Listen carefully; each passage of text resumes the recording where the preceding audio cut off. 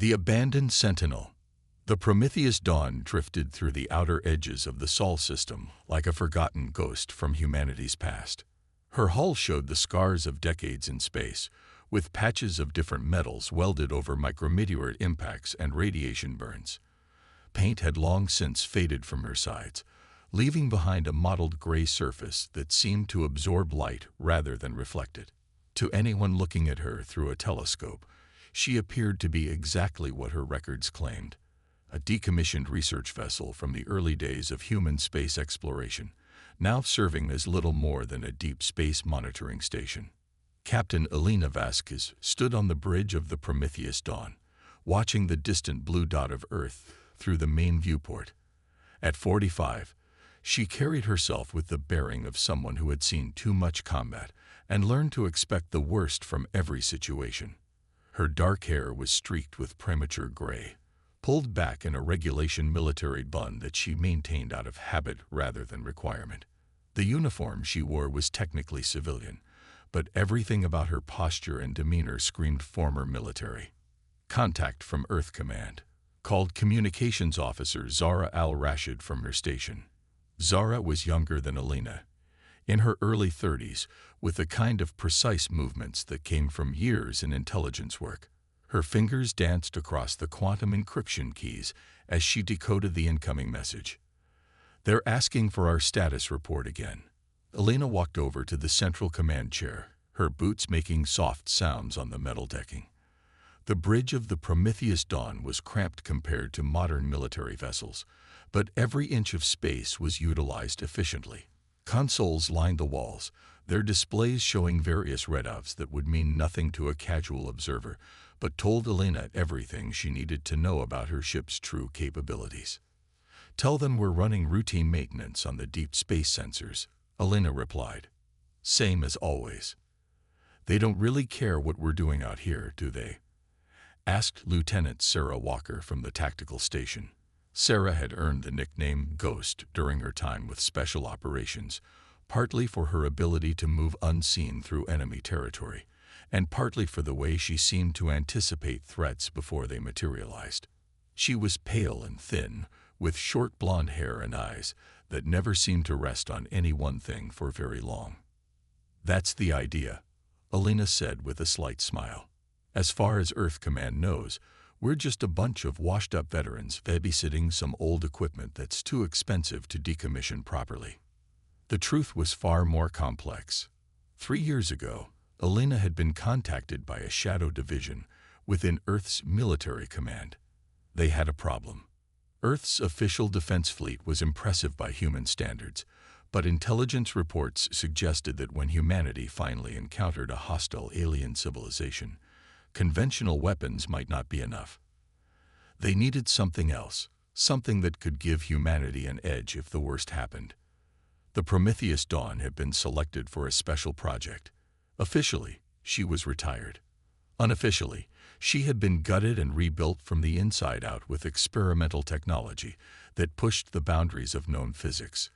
The ship's crew consisted of 5 individuals, each chosen for their expertise and their ability to operate outside normal channels.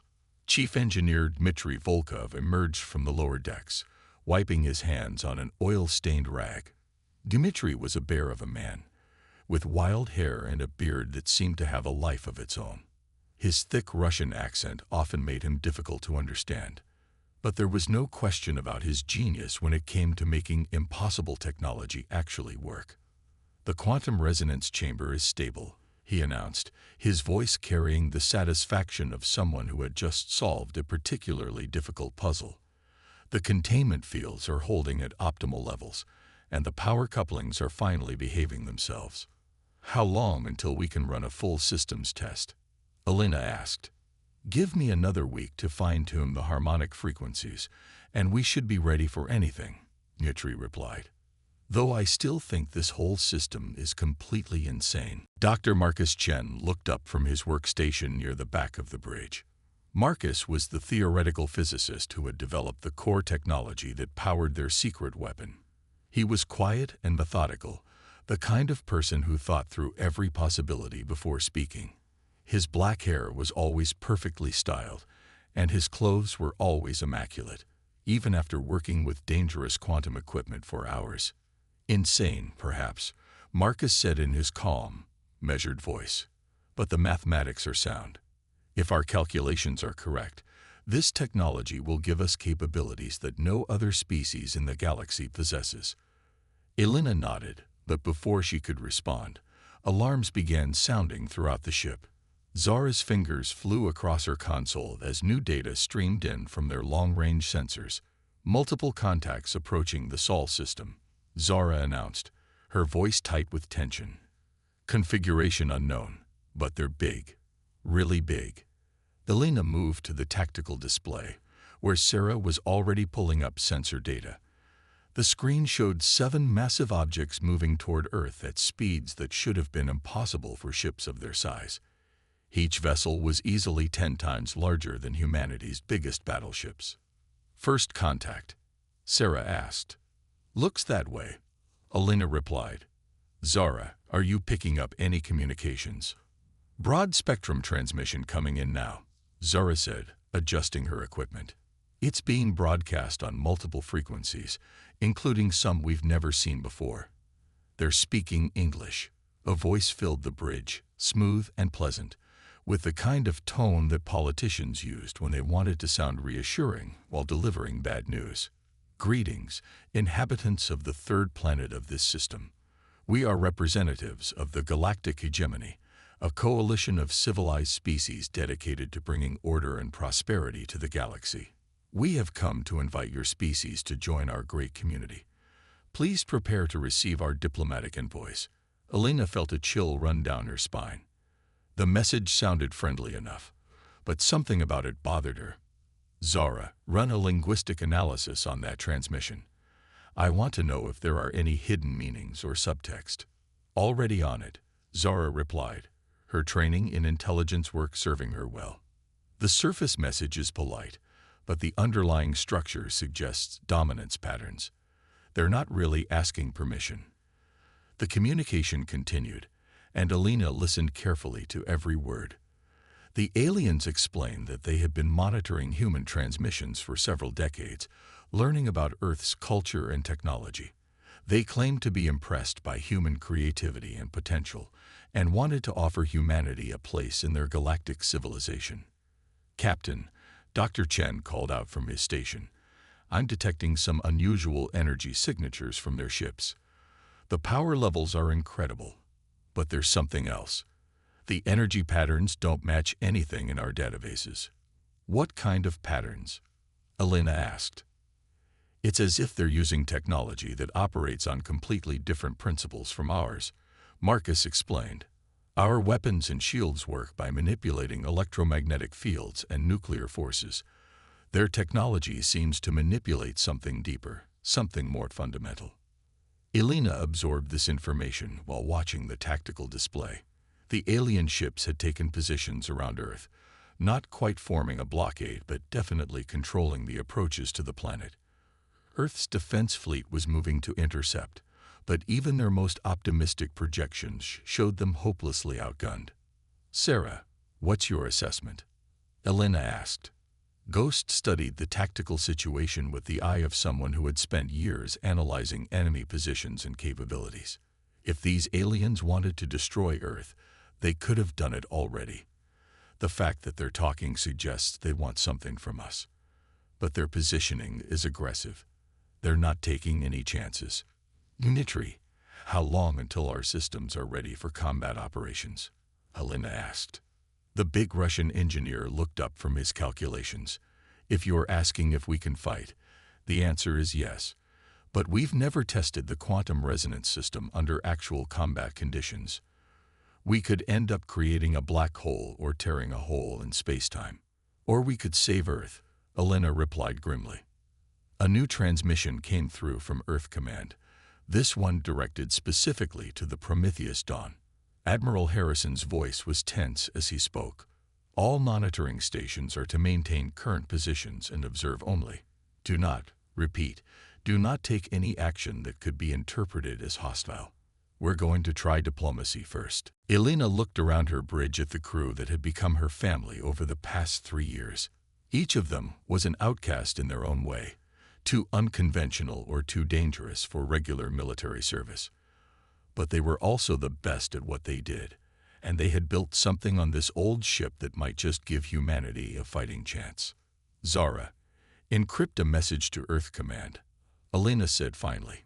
"Tell them we're standing by and monitoring the situation. Don't mention our special capabilities." As the Prometheus Dawn continued its silent vigil at the edge of the solar system, Elena couldn't shake the feeling that humanity was about to face its greatest test. The aliens might come in peace, but everything about their approach suggested they were used to getting their way through superior force. If diplomacy failed, Earth would need every advantage it could get. The ship's quantum resonance chamber hummed quietly in the depths of the vessel, containing forces that could reshape reality itself. Soon, the galaxy would learn that humanity's greatest strength had always been its ability to find ways to win when victory seemed impossible. The hegemony had made their first mistake by underestimating the species they had come to conquer. It would also be their last. When humans stopped playing defense, the diplomatic meeting lasted exactly 4 hours and 37 minutes. Elena Vasquez watched from the Prometheus Dawn as Earth's finest ambassadors, scientists, and military leaders boarded a shuttle to meet with the hegemony representatives on their flagship. She watched as the shuttle docked with the massive alien vessel, disappearing into its hull like a minnow being swallowed by a whale.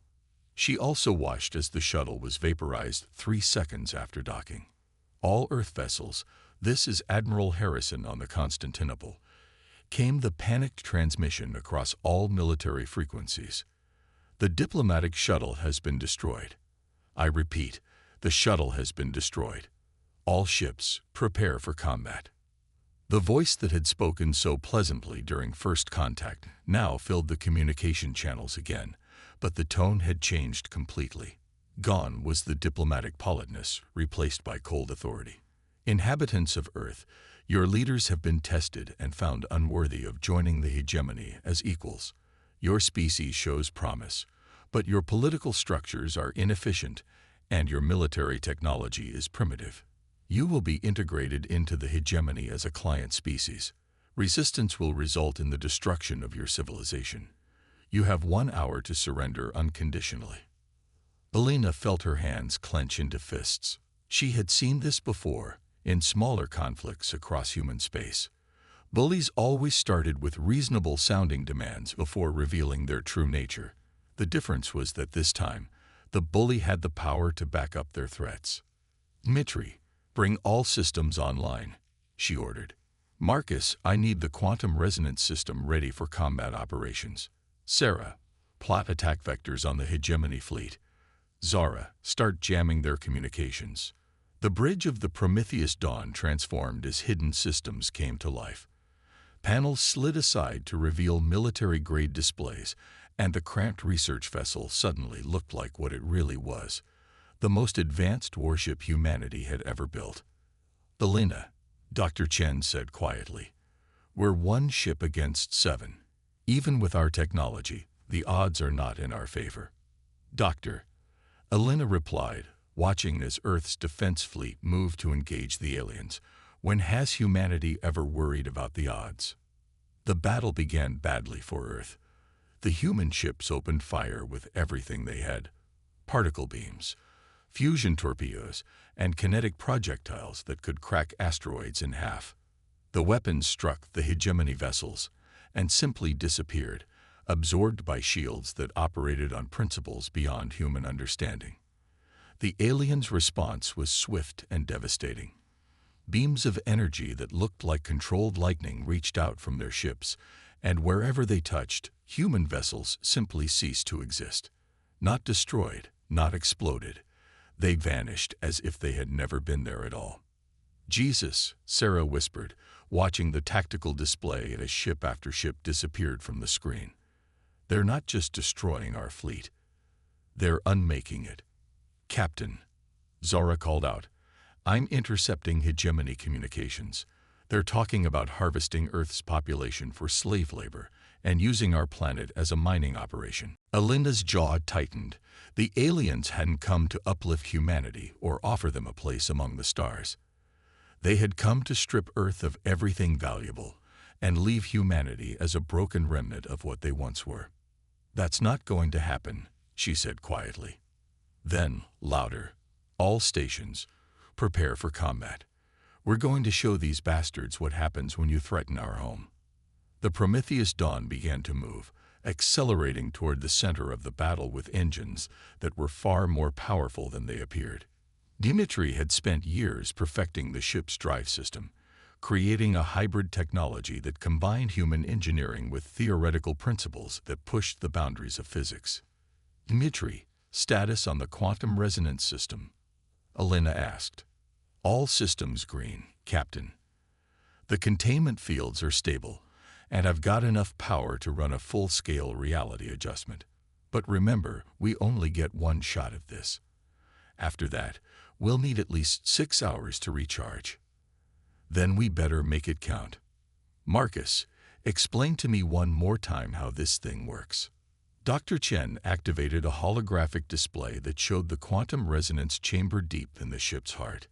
"In simple terms, we're going to convince local space-time that the laws of physics work differently than they actually do. Our weapons will ignore their shields because, in a localized area around our targets, their shields won't exist." "And the risks?" Alina asked. "We could accidentally erase ourselves from existence, create a cascade effect that destroys the solar system, or tear a hole in the universe that lets in things from dimensions where mathematics doesn't work properly." "Noted. Sarah, target their flagship. If we're going to make a statement, we might as well make it loud." The Prometheus Dawn entered the battle zone just as the last of Earth's major battleships was destroyed. The aliens had positioned themselves in a perfect formation around Earth, their ships creating an impenetrable barrier between humanity and the rest of the galaxy. They were so confident in their superiority that they hadn't even bothered to target the small research vessel approaching from the outer system. "Incoming transmission from the Hegemony flagship," Zara announced. "They're hailing us. Put them through." The view screen flickered to life, showing the bridge of the alien vessel. The Hegemony representatives were tall and elegant, with skin that seemed to shift between different metallic colors. Their eyes were large and completely black, and when they spoke, their voices carried harmonics that suggested multiple vocal cords. "Small human vessel, you will withdraw immediately or be destroyed. Your resistance is pointless. Your civilization is finished." Alina stepped forward, making sure she was clearly visible on their screen. "This is Captain Alina Vasquez of the human starship Prometheus Dawn. I have a counter-proposal for you." The alien's expression didn't change, but something in its posture suggested amusement. "You are in no position to make proposals, human. Your fleet is destroyed. Your planet is defenseless, and your species has shown itself to be technologically inferior. Here's my proposal," Alina continued, her voice steady and calm. "You leave our system immediately, and I don't erase your entire fleet from existence." Now the alien did react, a sound that might have been laughter if it had come from a human throat. "You threaten us with a single obsolete vessel. Your courage is admirable, but misguided." "Sarah," Alina said without taking her eyes off the screen, "target their flagship's main power core. Dimitri, spin up the quantum resonance system. Marcus, prepare to make their shields forget how to exist." The alien on the screen leaned forward, its black eyes studying Alina with new interest. "You cannot be serious. No species has ever successfully challenged hegemony technology." "Well," Alina replied with a cold smile, "you're about to learn why humanity is different." Fire. The quantum resonance system engaged with a sound like reality itself being torn and rewoven. Space around the Hegemony flagship began to shimmer and distort as the Prometheus Dawn's weapon convinced local physics that certain things were no longer true. The flagship's shields, which had effortlessly absorbed humanity's most powerful weapons, suddenly found themselves faced with projectiles that existed in a slightly different version of reality, where those shields had never been built. The first shot from the Prometheus Dawn's conventional weapons struck the flagship's hull directly, punching through armor that should have been impervious and detonating inside the ship's power core. The massive vessel shuddered and began to list as secondary explosions rippled through its structure. "Impossible," the alien commander whispered, staring at Elena through the view screen as alarms sounded in the background. "The thing about humans," Elena replied, "is that we specialize in impossible. We've been doing impossible things since we figured out how to make fire. We've been surviving impossible odds since we climbed down from the trees. And we've been defeating impossible enemies since we learned to work together." The other hegemony ships began to converge on the Prometheus Dawn, their weapons charging for a coordinated strike that would surely destroy the small human vessel. But Elena wasn't done. "Dimitri, transfer all power to the quantum resonance system. Marcus, I need a wide area effect this time. I want you to convince this entire region of space that those ships' weapons don't work." "Captain, that will drain our power completely," Dimitri warned. "We'll be defenseless after this." "We won't need to defend ourselves," Elena replied. "Sarah, target all remaining ships simultaneously. Zara, broadcast this engagement on all frequencies. I want the entire galaxy to see what happens when someone threatens Earth." The Prometheus Dawn's quantum resonance system reached maximum power, creating a field effect that encompassed the entire hegemony fleet. For a brief moment, the laws of physics in that region of space worked according to human will rather than universal constants. The aliens' weapons, designed to unmake matter at the quantum level, suddenly found themselves trying to affect a reality where their targets still believed in the conservation of mass and energy. 6 simultaneous explosions lit up the space around Earth as the hegemony ships tried to fire weapons that no longer functioned according to their original design. The feedback destroyed their power systems and left their ships drifting helplessly in space. In the aftermath, Elena stood on the bridge of the Prometheus Dawn, watching as the alien survivors sent out distress calls on frequencies they thought humans couldn't monitor. They were reporting back to their superiors about a species that had somehow found a way to fight gods and win. "Zara, open a channel to the remaining hegemony vessels," Elena ordered. The alien commander's face appeared on screen again, but his expression had changed completely. Where before there had been arrogance and condescension, now there was something that looked very much like fear. "This is impossible," he repeated. "No species has technology that can affect quantum reality directly." "You're right," Elena agreed. "We don't have that technology. We built it. In 3 years, using nothing but human ingenuity and a refusal to accept that something can't be done. That's what you don't understand about our species. We don't just adapt to the universe as it is. We make the universe adapt to us." She paused, letting that sink in before continuing. "Here's what's going to happen. You're going to repair your ships using the emergency systems you think we don't know you have. Then you're going to leave our system and never come back. And you're going to spread the word to every species in your hegemony that Earth is off limits." "And if we refuse?" the alien asked, though his voice lacked conviction. Elena smiled, and it was not a pleasant expression. "Then we build more ships like this one. And we come find you. All of you, everywhere you've ever been. And we show you exactly what happens when you make humanity angry enough to stop playing defense and start hunting." The transmission ended, and within 6 hours, the hegemony fleet had limped out of the Sol system. They left behind debris and the promise that word of Earth's capabilities would spread throughout the galaxy.